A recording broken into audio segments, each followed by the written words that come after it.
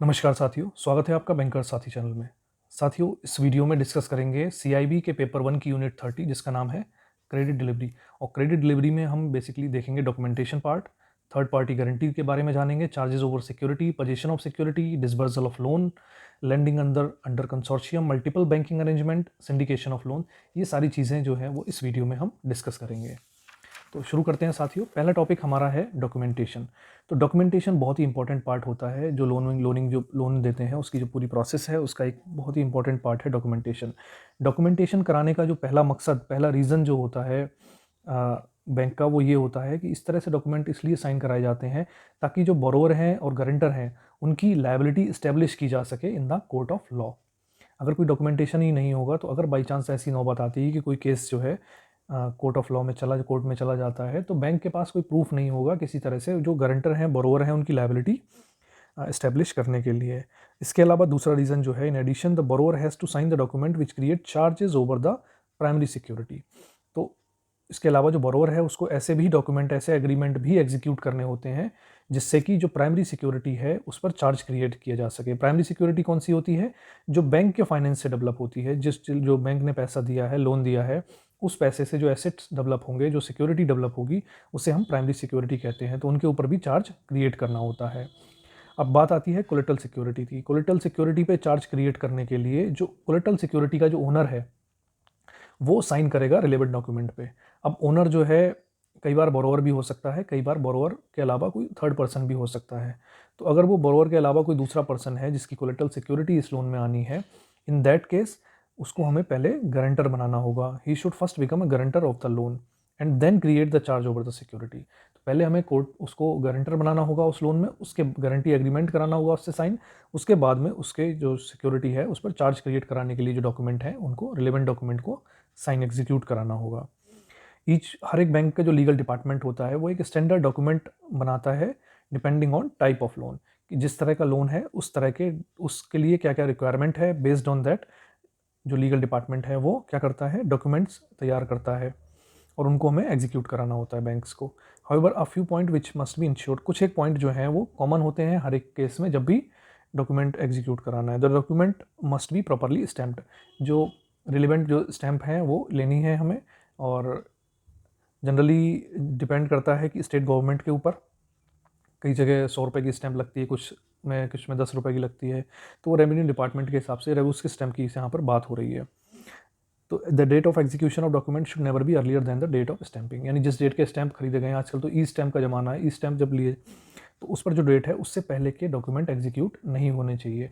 उसकी बाद के डेट के, उसकी बाद में जो डेट है उसके हो सकते हैं, बट उसके पहले के डेट के नहीं होने चाहिए। Date and place of execution must be properly mentioned in the document, और जो डॉक्यूमेंट हैं उन सभी पर डेट मेंशन होनी चाहिए, किस डेट में एग्जीक्यूट हो रहे हैं, और प्लेस भी मेंशन होना चाहिए।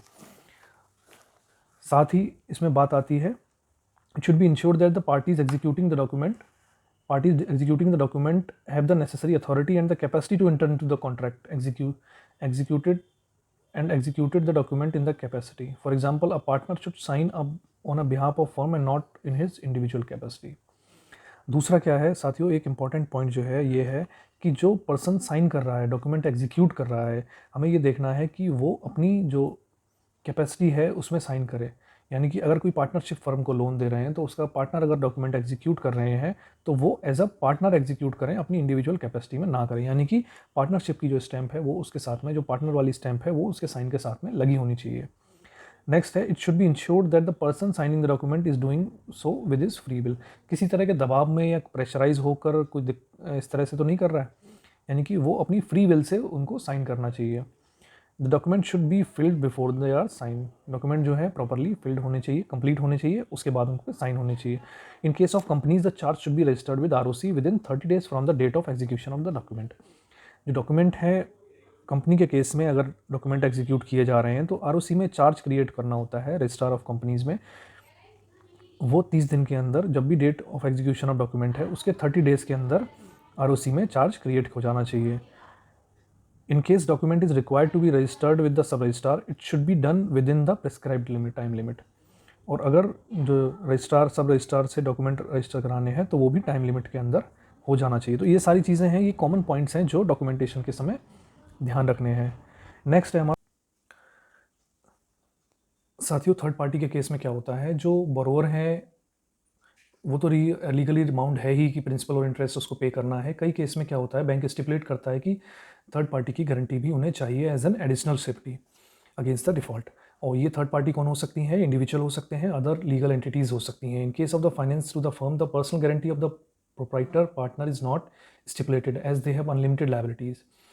जनरली जो प्रोप्राइटर और पार्टनरशिप जो फर्म है उनके केस में इनकी पर्सनल गारंटी नहीं ली जाती है, क्योंकि उनकी ऑलरेडी अनलिमिटेड लायबिलिटी होती है और उनके पर्सनल एसेट को भी अटैच किया जा सकता है for the recovery of the bank loan. However companies के केस में क्या होता है, या और जो लीगल एंटिटीज़ हैं उनके केस में क्या होता है, जो प्रमोटर और डायरेक्टर जो होते हैं या ट्रस्टीज़ जो होते हैं, उनकी अनलिमिटेड लायबिलिटी नहीं होती, उनकी लिमिटेड लायबिलिटी होती है। तो ऐसे केस में बैंक क्या होता है, जनरली उनकी थर्ड पार्टी गारंटी लेता है। तो आरबीआई ने भी इस बारे में सजेशंस दे रखे हैं। तो ये है, personal guarantee of the director may be helpful in respect of companies whether private or public where share are held closely by a person or connected person or a group. तो इसमें साथियों पूरा जो है दोनों पैराग्राफ में जो यहाँ पे है, ये पूरा जो है इसके बारे में ही बता रखा है कि पर्सनल गारंटी क्यों लेनी चाहिए। तो एक थंब रूल यही है कि जो कंपनीज़ के केस में या ट्रस्ट के केस में, इन सब में जो है वो पर्सनल गारंटी लेनी है और थर्ड पार्टी गारंटी। और स्पेशली बल्कि जो यहाँ पर हालांकि कहा गया है कि जो प्रोप्राइटर हैं या जो पार्टनर्स हैं, पार्टनरशिप फर्म है, उनमें पार्टनर्स की गारंटी नहीं ली जाए, स्टिपुलेटेड नहीं है। बट जनरली प्रैक्टिकल केसेस में जो पार्टनरशिप फर्म है उनके भी पार्टनर की गारंटी जो है वो बैंक लेते हैं।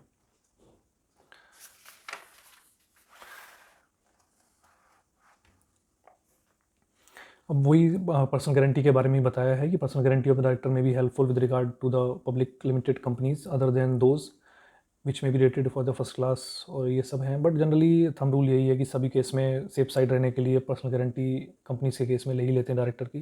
Cases where there are likely to be considerable delay in creation of charge of asset, guarantee may be taken where deemed necessary to cover the interim period between the disbursement of the loan and the creation of charge on the asset. तो कई बार क्या होता है, क्योंकि जैसे delay होने के chances रहते हैं प्रोजेक्ट के, तो जब वो कमेंसमेंट ऑफ द प्रोजेक्ट होगा और जब से लोन डिसबर्समेंट हुआ है, तो उसके बीच में जो टाइम है उसको भी कवर करने के लिए जो है पर्सनल गारंटी ले ली जाती है।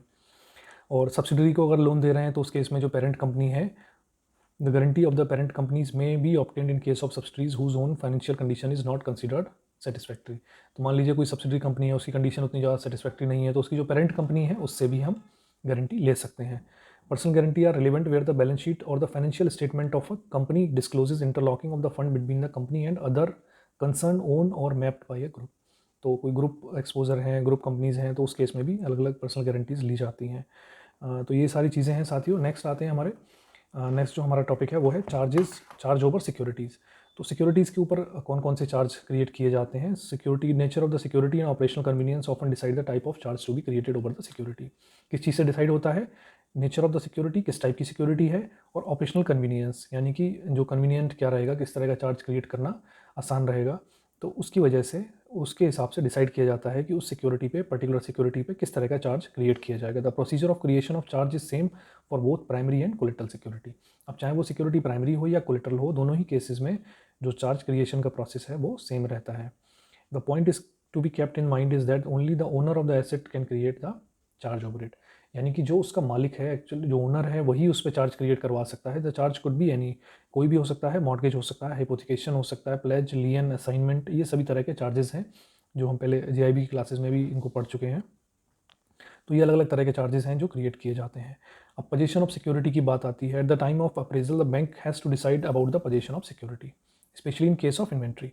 अब पोजीशन के बारे में बैंक को डिसाइड करना होता है जब भी क्या होता है, जब अप्रेजल कर रहा हो, बैंक अप्रेजल करता है किसी लोन का, उस समय with the legal system, specially किस केस में होता है, इन्वेंट्री के केस में, with the legal system in the country being still not perfect, the aspect has a bearing over overall risk rating of the proposal till about a decade ago, a favoured method of finance में भी bank use.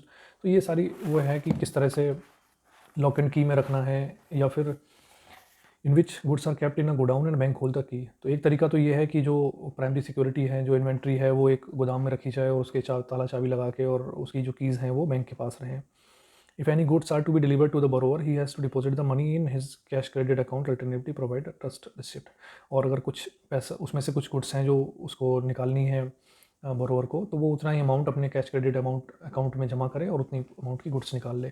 एक तो ये तरीका है, लेकिन ये तरीका क्या था, ये काफ़ी ज़्यादा इनकन्वीनियंट था बोरोवर के लिए भी, बल्कि बैंक के लिए भी, क्योंकि बार बार एक आदमी जो है वो इसी काम में लगा रहना चाहिए हर समय, और उसको मॉनिटरिंग करना बड़ी दिक्कत की कि किस समय बरोवर को चाहिए और टाइमिंग हो सकते हैं, उस समय बैंक का पर्सन प्रेजेंट हो, वो देखे कि कितना माल गया है, उसके अगेंस्ट में उतना पैसा आया है।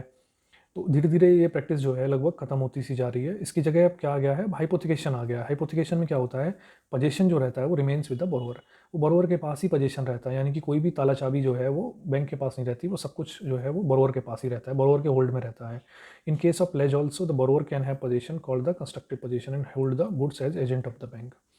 तो प्लेज के केस में भी ऐसा हो सकता है, बट हाइपोथिकेशन सबसे ज़्यादा कॉमन है आजकल, जहाँ पे पोजीशन जो है वो बोरोवर के पास ही रहता है। अब बात आती है डिसबर्सल ऑफ लोन की। अब डिसबर्सल ऑफ लोन यानी कि एक बार लोन सैंक्शन हो गया तो फिर वो बोरोवर को देना है, तो किस तरह से डिसबर्स होना चाहिए। तो पहले आती है वर्किंग कैपिटल लोन की बारी। वर्किंग कैपिटल लोन के केस में क्या होता है, in case of sole banking the bank provide working capital limit opens as cash credit account with the borrower and his all his financial transactions should be routed through this account। तो working capital के लिए generally जो bank हैं वो CC खोलते हैं, cash credit account खोलते हैं, और सारे जो फाइनेंशियल ट्रांजेक्शन है वो बोरोवर के उस अकाउंट के थ्रू ही रूट होने चाहिए।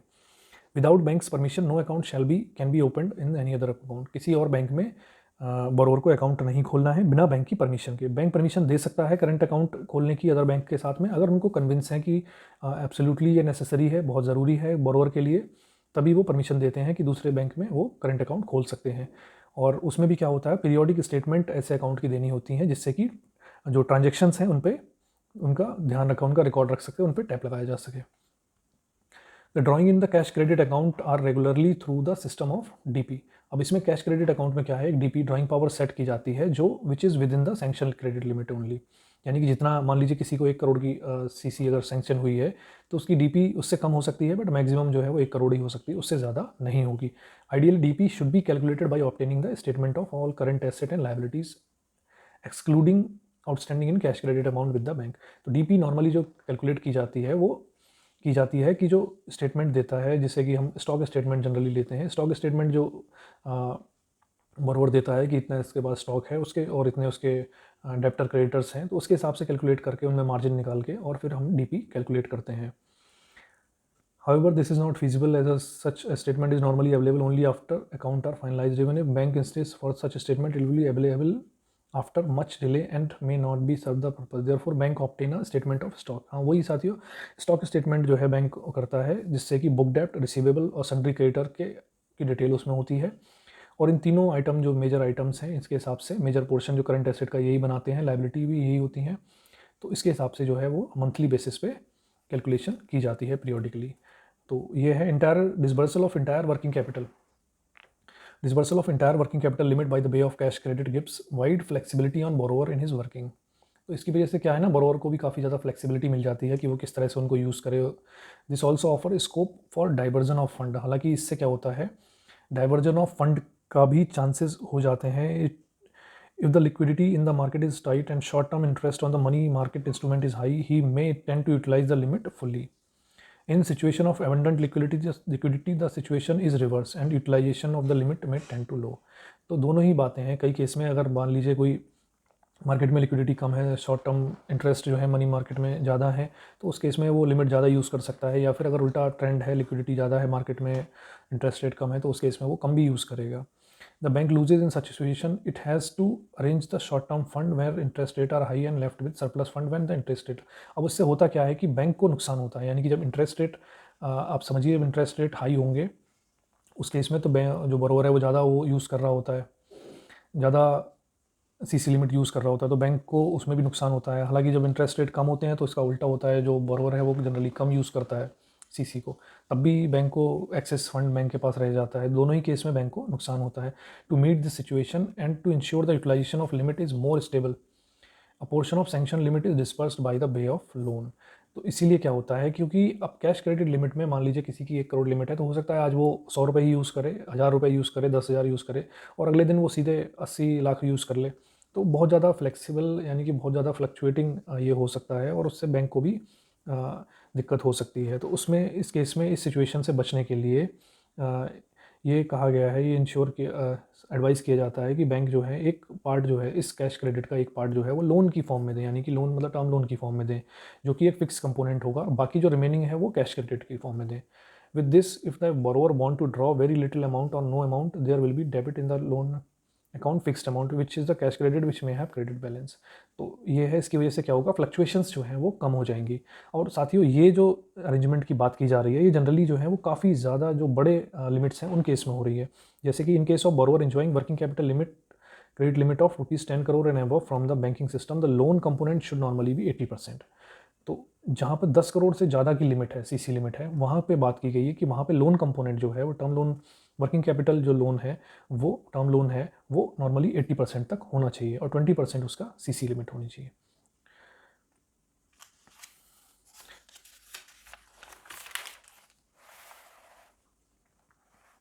Banks however have the freedom to change the composition of working capital. हालांकि बैंक जो है उसको 20% से थोड़ा बहुत चेंज कर सकते हैं। In case the borrower enjoying working capital credit limit less than 10 crore, bank may persuade them to go for the loan system by offering an incentive. 10 crore से कम है तो वो मैंडेटरी नहीं है। हालांकि बैंक जो है बोरोवर को क्या कर सकते हैं, परसुएट कर सकते हैं कि वो लोन कंपोनेंट, लोन सिस्टम में जाएं और वर्किंग कैपिटल लोन के फॉर्म में ले दें। In respect to certain business activities which are cyclical and seasonal in nature or have inherent volatility, the strict application of loan system may create difficulties for the borrower. Bank may, with the approval of their respective bank, identify the business activities which may be exempted from the loan system of delivery. अब कई जो case होते हैं, कई business ऐसे होते हैं जो साइक्लिकल होते हैं। कई बार कुछ महीनों में वहाँ पर पैसे की बिल्कुल ज़रूरत नहीं होती, लिक्विडिटी फंड की ज़रूरत नहीं होती।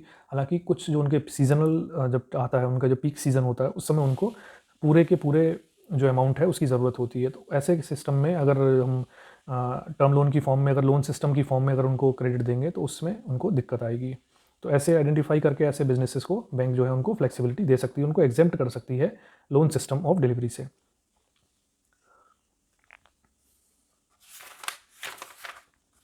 अब बात आती है साथियों टर्म लोन की। टर्म लोन में क्या है, if the term loan is to be disbursed in one go, term loan is to be disbursed in one go. तो साथियों ये इसके नेक्स्ट पार्ट में पढ़ेंगे। Thank you.